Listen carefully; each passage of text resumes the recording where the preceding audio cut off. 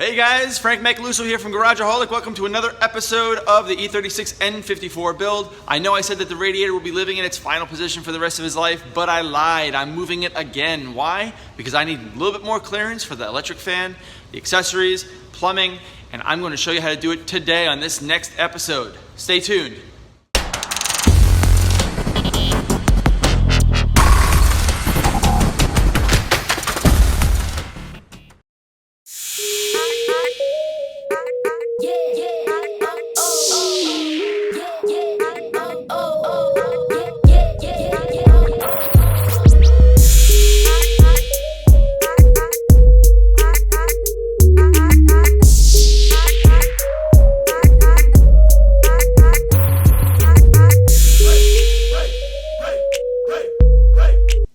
I know I zoomed by that pretty quick, but I needed to get it done. It needed to be done and quickly. Hey, I moved this radiator back another inch and a half. I'm just gonna deal with the repercussions of the radiator core support later because, you know, honestly, it's worth the work to move it and modify the metalwork of the radiator core support over having to work through all the custom plumbing that I'm gonna end up needing to do between the radiator subassembly and the engine itself. I mean, there's a lot of radiators here, as you can see, and all that needs to be plumbed. So to get it as close to stock configuration as possible is best. It's gonna save money, it's gonna save time down the road, and metalwork just isn't that hard as long as you take your time and do it right. So that was my idea, guys. So these are the mounts, okay? They're gonna end up getting, you know, trimmed and modified, and they're gonna be gusseted a little bit too. So, but that's basically what we're looking at there. The radiator does sit kind of nice right here. That's better, right? And look at all this room that I've got up front here now. Okay, that's really gonna help out quite a bit with the plumbing. I mean, look at this. This plumbing is gonna look perfect now. No issues there. Look at this one here. Look at this one right here. I mean, that's going to be pretty sweet there. So everything else is going to end up plumbing up really well as well. So it's going to pay off now. Oh, it's going to pay off later.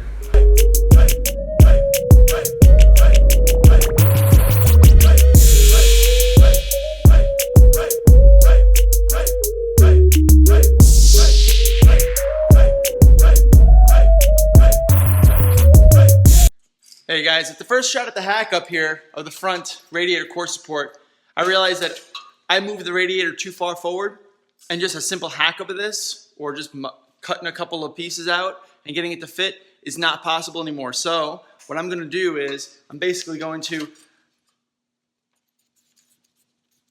want to maintain these hood pin locations, and so that the hood closes where it should, and kind of redesign the front end. Get this guy to fit on the bumper bracket, and then the bumper to fit over that. So that's kind of the goal here, is to just get the front end relatively aligned before I weld everything up and gusset the entire system. So this is going to be a bit more of a hack job.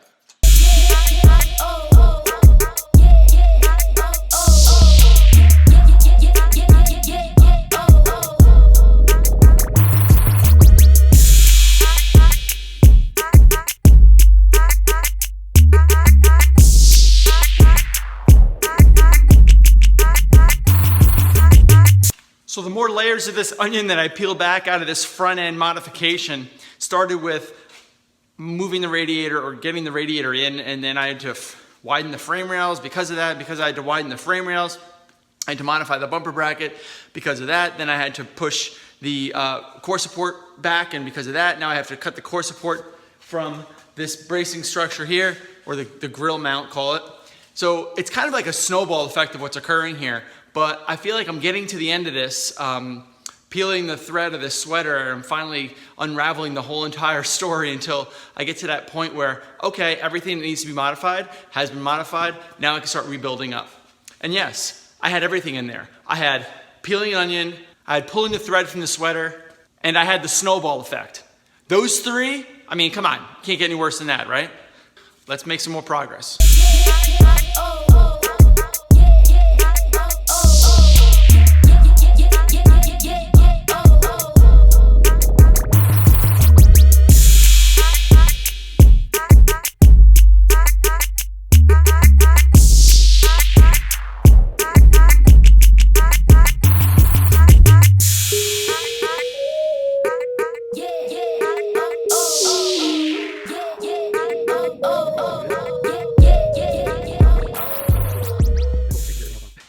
That's right, guys. I'm still missing the radiator core support.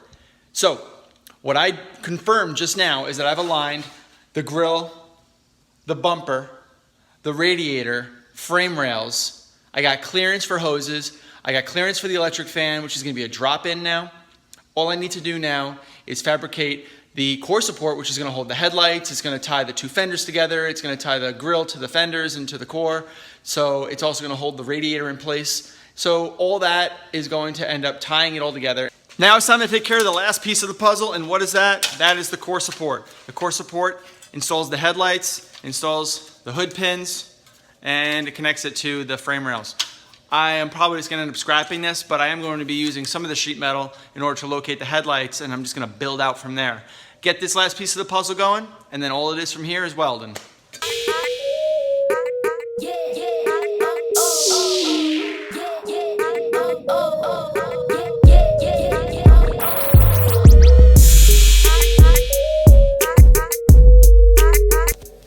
All right, we're about 80% done here with the alignment of all this crap up front here, guys. Okay, so I got cardboard stuck in the headlight bezels on both sides.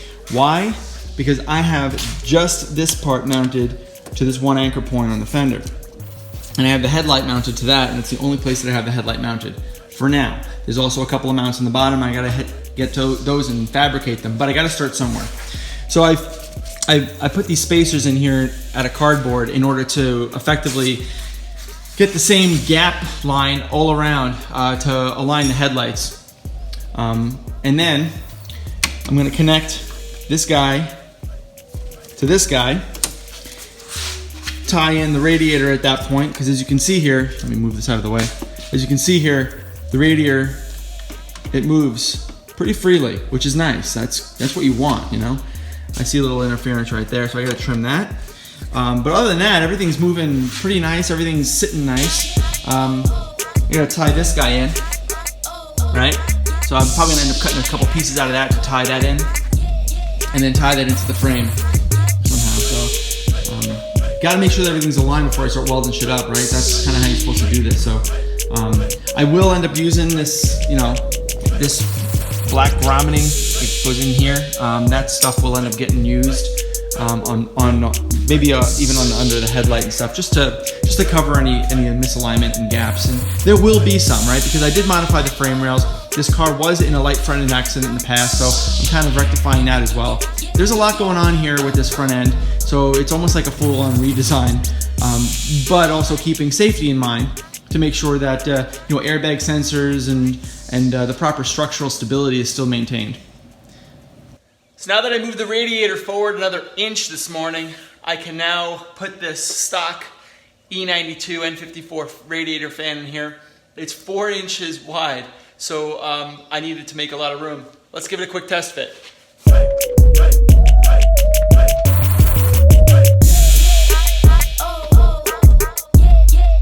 Nice and steady. Perfect.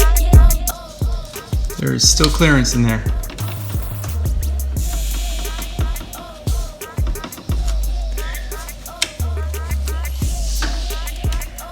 See the clearance? Right there. Perfect. This hose looks a little kinked, but it's not all the way in. This hose is no longer kinked. Fan's good. Now it's just metal bracing it up. Man, I never thought I'd get to this point. As it turns out, this is going to be a 3-parter of the radiator install assembly because the scope had expanded so much that it even included the headlights. So, next time on part 3, we're gonna end up beefing up all the core support structure, the frame rails, and we are going to install the hood pins where they need to be, the stock hood pins, and that's about it. So, this is where we are today. Part 2 is now concluded.